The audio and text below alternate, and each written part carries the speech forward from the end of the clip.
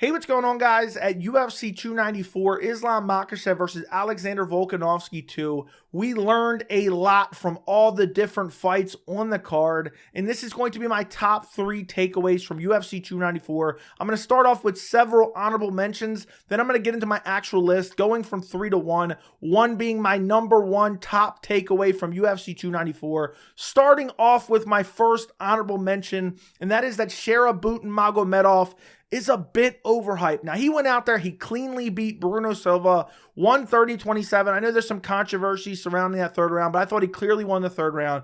But the takedown defense is atrocious. You put him in there with even a guy as low level as Andre Muniz, and I know that's crazy to call Muniz low level because he's top 15, but I'm just saying, people were ascribing like top contenders level of hype for Magomedov. And I'm just thinking, you put him in there even with a guy who may not even be in the top 15 anymore. If he is, he's at the bottom half of the top 15. You put him in there against Andre Muniz, 1 takedown, and Magomedov is done. He's probably getting submitted. He's going to get controlled. He has no takedown defense. Bruno Silva essentially took him down at will. And I know he has really good kicking game. He has an elite level kicking game, but he has a lot to learn. And I just think the level of hype does not match the performance we saw at UFC 294. I understand he's still young. I understand this was still his UFC debut, but I think fans' expectations of him were set way too high. Oh, he's got a cool nickname. Oh, he's got one eye. Oh, he's got this crazy past. At this point, if you can wrestle, I think you could take him on in a mall. You know, after kissing your girlfriend, I think you could probably take Bullet down. Now, you might eat elbows from him from the bottom, but nonetheless, I think the wrestling is horrible. I think Bo Nickel is way overhyped in the middleweight division. I think Bo Nickel would take Magomedov down at will and easily find a finish, or if not, he would literally dominate him for 3 rounds with the wrestling. Moving on to my next honorable mention, and that is that Muhammad Makhachev and Ikram Aliskerov need a massive step up in their next fight. Muhammad Makhachev, undefeated in the UFC, still very young, and he's been begging for a top opponent for a long time. He finally goes out there. He fights Tim Elliott, who I believe was ranked number 10 at the time of the fight, and he beats him. And I understand this performance. It was impressive, but at the same time, it was underwhelming because the fight wasn't that great. And then all of a sudden, he finds a finish in the third round. And weirdly enough, the judges had scored it. Had it gone to decision, no matter who won that third round, the judges had scored it where Tim Elliott would have won. But Makhachev has been begging for a top opponent, and I would like to see him get a big step up in competition in his next fight. He talks about wanting to be champ. He called out Kai Kara France. He called out Manel Kopp in his next fight. I think he needs a big step up in competition. You know, there's always talk about Kopp saying Kai Kara France doesn't want to fight him. And for some reason, that fight still isn't announced, which we've been supposed to be kind of seeing that fight forever now. Kai Kara France had to pull out of 293. If Kai Kara France isn't fighting Manel Kopp, book Muhammad Makhachev versus Manel Kopp in his next fight. Winner fights for the title. That's how I feel at this point, or is very close to the title, because you do have Brandon Moreno potentially versus Amir Albazi on the horizon, and obviously, you know, you have Alexandre Pantoja versus Brandon Royval coming up soon. I believe that's at UFC 296. So the division still has to, you know, there's obviously a little bit of a logjam, but he needs a big fight in his next fight. And then for Ikram Aliskerov, he's only 2 fights into his UFC career. I want to see him in a big fight. We've been teased multiple times. The UFC announced Ikram versus Paulo Costa. The UFC announced Ikram versus Nasruddin Imavov. It was supposed to happen at UFC 294. Both of those fights fell out. It's time to see Ikram Aliskerov against a top contender. At this point, I'm very, very high on Ikram. I know he just went out there and beat up the dead body of Warley Alves, who was only really known for his win over Colby Covington, but I just really want to see him against a top opponent. His only loss in his MMA career is against Khamzat Chimaev, who is surging to the top, maybe getting a title fight in his next fight. I really want to see Ikram Aliskerov against a top opponent in his next fight. I don't care who it is. Honestly, I don't care who it is at this point. It can be Jarrett Cannonier. It can be Robert Whittaker. I know Jarrett Cannonier has a fight. It can be Marvin Vettori. It can be Dricus du Plessis for all I care. I want to see Ikram Aliskerov and Muhammad Makhachev versus top opponents in their next fights. Moving on to my next honorable mention, and that is that Kamaru Usman is not done. I know he's on a 3-fight losing streak. It's not looking good. He's in his late 30s. But, you know, he lost to Leon Edwards 5th round Hail Mary head kick KO. The second fight against Leon Edwards, in my opinion, it should have been a draw. It was a close fight. People act like it was utter domination. It was a very close fight. Then he accepts a fight against Khamzat Chimaev on 11 days' notice. up a weight class, not in a training camp when Khamzat Chimaev has been preparing for Paulo Costa, and he arguably won the fight. You could make a case that he won the fight. I personally think it was a draw. I thought Kamaru Usman won rounds 2 and 3, and I thought Khamzat Chimaev won round 1, 10-8. So arguably it was a draw. And I'm not ready to bury Kamaru Usman yet. People are already burying him. 3-fight losing streak. I think he gets a big fight in his next fight, whether it be at middleweight or welterweight, and he's right in the title picture. Imagine if Colby Covington beats Leon Edwards and Kamaru Usman gets a win in the meantime against whoever it may be. It doesn't matter who it's against. Kamaru Usman is right back in that title discussion easily, maybe even get the next title shot. If Colby wins the bout, I think Kamaru Usman, there's a very good chance that Kamaru Usman gets the next welterweight title shot because he's proven he's a company man. He's super active. He stepped in on short notice for Dana White, which Dana White, he's going to want to repay the favor. That's kind of how he works with different fighters. You have instances in the past where guys step up on short notice and then they get undeserved title shots in the future. I remember like Frankie Edgar stepping in against, I think it was against Brian Ortega, getting KO'd, and then like one fight later he got a title shot. It's because Dana White, the Dana White privilege, I think Kamaru Usman has that. Plus Kamaru Usman is basically a draw. He's a proven draw at this point. I'm not saying he's Conor McGregor. I'm not even saying he's John Jones. But historically, if you look at Kamaru Usman's publicly available pay-per-view numbers, he draws decent pay-per-view buys. So, I think the UFC would be inclined to give him a title shot. And either way, forget about my opinion on title shot or not title shot right now. I do believe that he's still a very good fighter. He has very good takedown defense. I can't believe Khamzat took him down multiple times, but Khamzat, even with his great jiu-jitsu in the second and third round, wasn't able to do anything, wasn't able to submit him in the first round. And Usman's cardio on 12 days notice, 11 days notice looked better than Khamzat Chimaev's. He still has power. He's still evolving with his striking. And a lot of guys, they're not going to be able to not worry about Kamaru Usman's wrestling like Khamzat Chimaev was able to. So I think Kamaru Usman can go out there and beat top contenders in the welterweight division. He can beat top contenders in the middleweight division. And I do not think Kamaru Usman is done next. Moving on to my next honorable mention and my last honorable mention. And that is, I've actually made a full dedicated video on this recently. I will link it down in the description. But that is that Dricus Du Plessis will get skipped over for the middleweight title shot. I've talked about this ad nauseum. I don't think this should be the case. I don't like this. I don't want this. I want merit-based title shots. I've been complaining about it forever. But I believe the UFC will do Sean Strickland versus Khamzat Chimaev next. You're not going to get Sean Strickland versus Dricus Du Plessis next for the middleweight title. Unless Khamzat has a very serious injury and he's going to be out for 8 months. That's the only way that Dricus Du Plessis gets the next title shot. The UFC wants to punish Dricus Du Plessis for turning down the Israel Adesanya fight at UFC 293 because of the foot injury. I don't agree with this. I've been complaining about the UFC picking favorites and being vindictive towards fighters for literally years.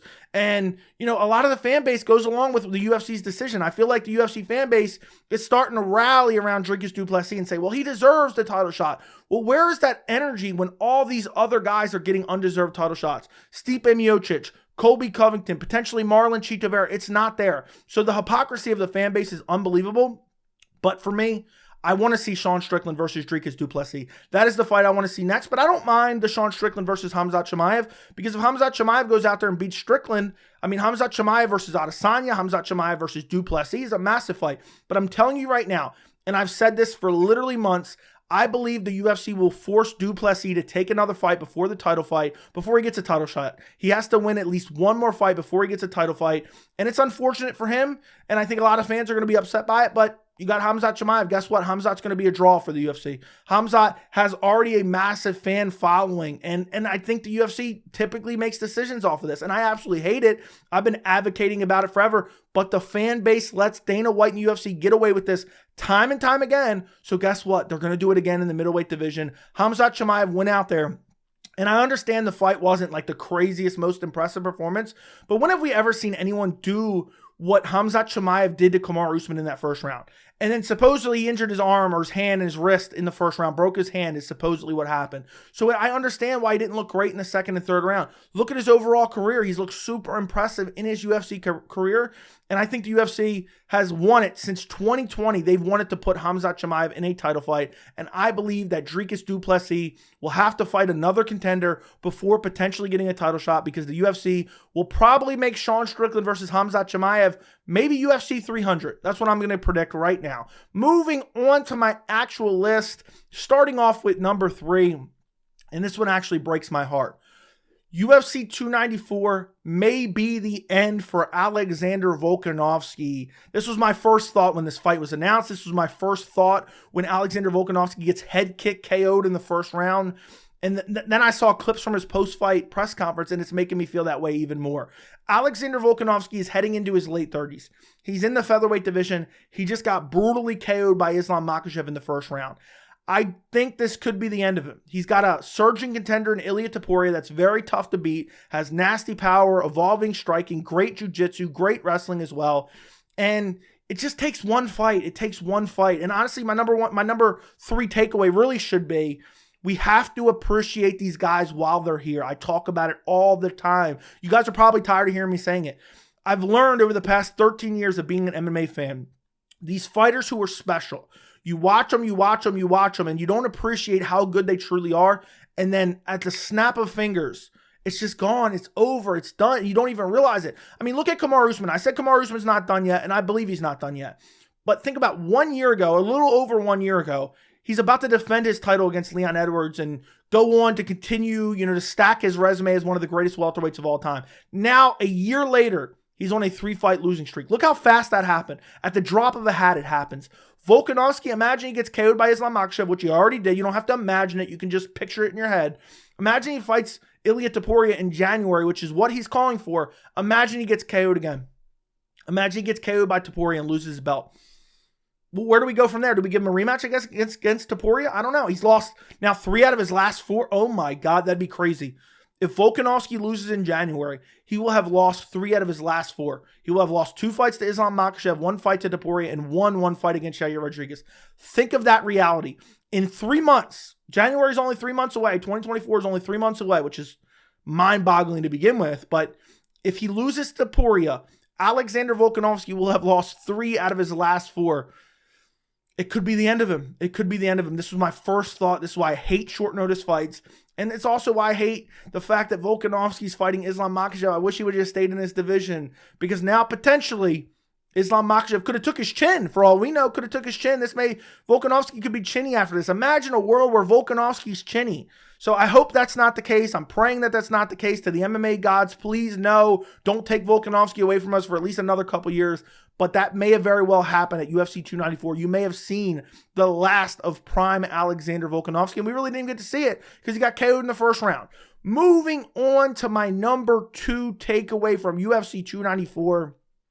And some of you guys may have not picked up on this, and this is why I wanted to put it on the list, and that is that the UFC cannot self-regulate. They're horrible. For those of you who don't understand, when the UFC goes to a different state, okay, they have an athletic commission that's ran by the state that oversees the event. The Nevada State Athletic Commission, the California State Athletic Commission, they oversee the event with judges, doctors, referees, all that good stuff. And they oversee it because it's a conflict of interest for the UFC to run that. Well, when the UFC goes to a different country, particularly one that does not have an athletic commission, guess who's in charge of hiring all the referees, all the doctors, all the judges, all the necessary personnel to oversee the fight, the people who do the weigh-ins, everything like that? It's the UFC.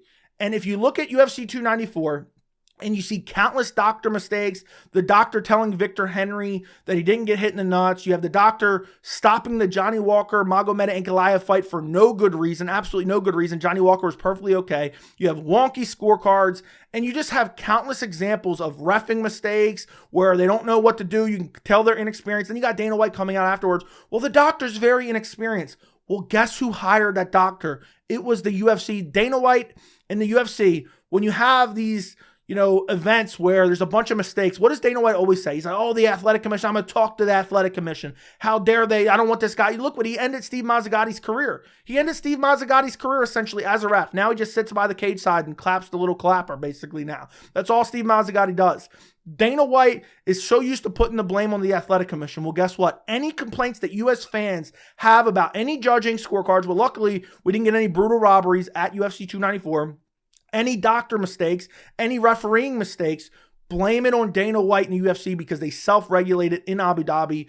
And even think about it, UFC, And I've been complaining about the UFC. Oh, they're going to self-regulate now drug testing, which is a massive conflict of interest. I did a huge video on that. I'll link it down below. They couldn't even hire the right horn guy. Think about how horrible that horn was at the end of the round. I mean, who hired that guy? That guy couldn't even bring a proper air horn? What are we doing here? And they didn't even replace it.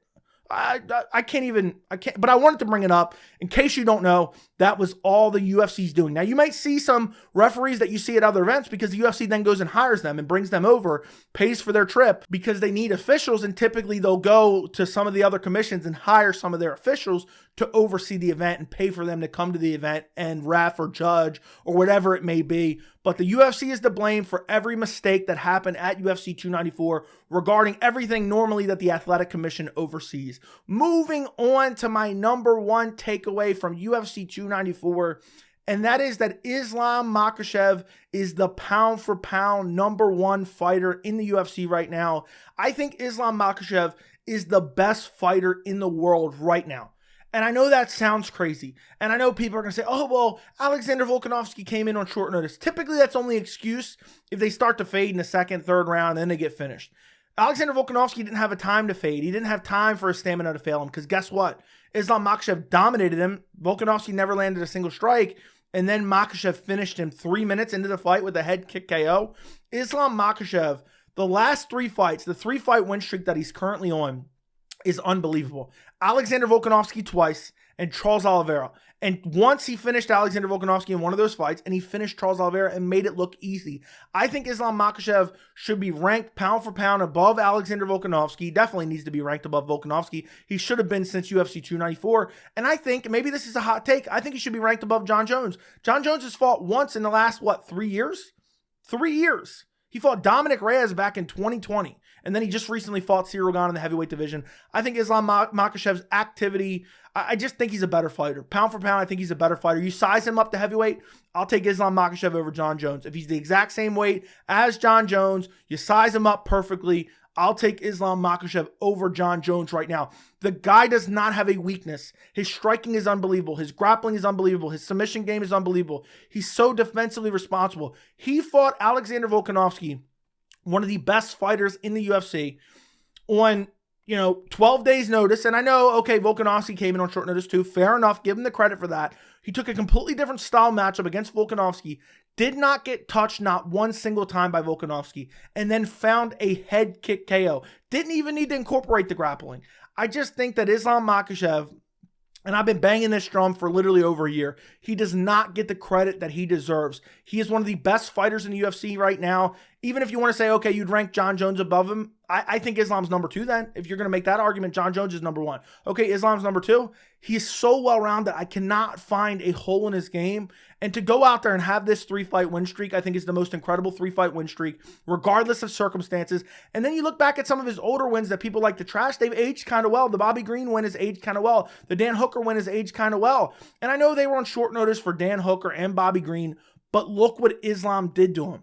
The excuse really is only, it only really matters as it gets later on into the fight. And I know that's kind of not 100% true, but the fact remains, when do you ever see someone do what Islam Makhachev did to Alexander Volkanovski or Charles Oliveira or Bobby Green or Dan Hooker? You literally never see it. Look what Dan Hooker, he just won against Jalen Turner where no one expected him to win. Islam Makhachev took him down in the first minute and ripped his arm off. Easy win. He took Bobby Green down, immediately TKO'd him.